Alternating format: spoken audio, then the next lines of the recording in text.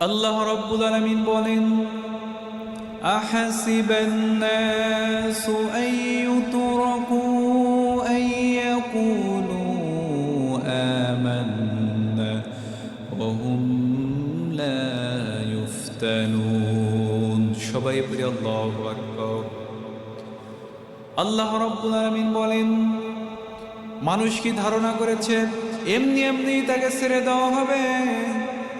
এমনি এমনি তাকে ছেড়ে দেওয়া হবে না, অবশ্যই তাকে পরীক্ষা করা হবে। আল্লাহ রাব্বুল আলামিন অবশ্যই তার বান্দাদেরকে পরীক্ষা করবেন। পরীক্ষাবিহীন এই দুনিয়ার ভিতরে কেউ পার পাবে না।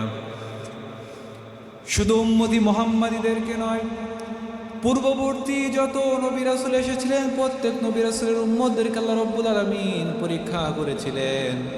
আল্লাহ রাব্বুল আলামিন সুন্দর করে জানিয়ে দিয়েছেন, وَلَقَدْ فَتَنَّا الَّذِينَ مِن قَبْلِ فَلَيَعْلَمَنَّ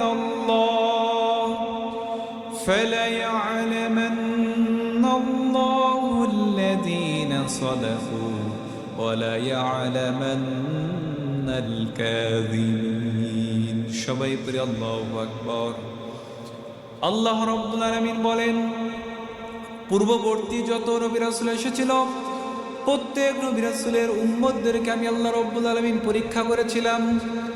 পরীক্ষা করে আমি যাচাই বাছাই করেছি তাদের ভিতরে কে সত্যবাদী আর কে মিথ্যাবাদী।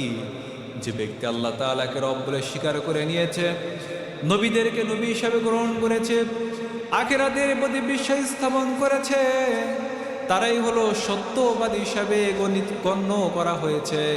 আর যে ব্যক্তি আল্লাহকে রব বলে স্বীকার করে নাই, আখিরাতকে বিশ্বাস করে নাই, নবীদেরকে মিথ্যা প্রতিপন্ন করেছে, তাদেরকে আল্লাহ রাব্বুল আলামিন মিথ্যাবাদী বলে সাব্যস্ত করেছেন। আমার নবীজি সাহাবায়ে কেরামদেরকে মাঝে মাঝে বলতেন, ও আমার সাহাবীরা, আমি বড় ভয় করি পূর্ববর্তী যত উম্মত ছিল সকল উম্মতের ওপরে হঠাৎ করে তাদের অপরাধের কারণে তাদের ওপরে আযাব নাজিল হয়ে যেত। আমি ভয় করি তোমাদের ওপরে এরকমভাবে আযাব নাজিল হয়ে যায় কিনা।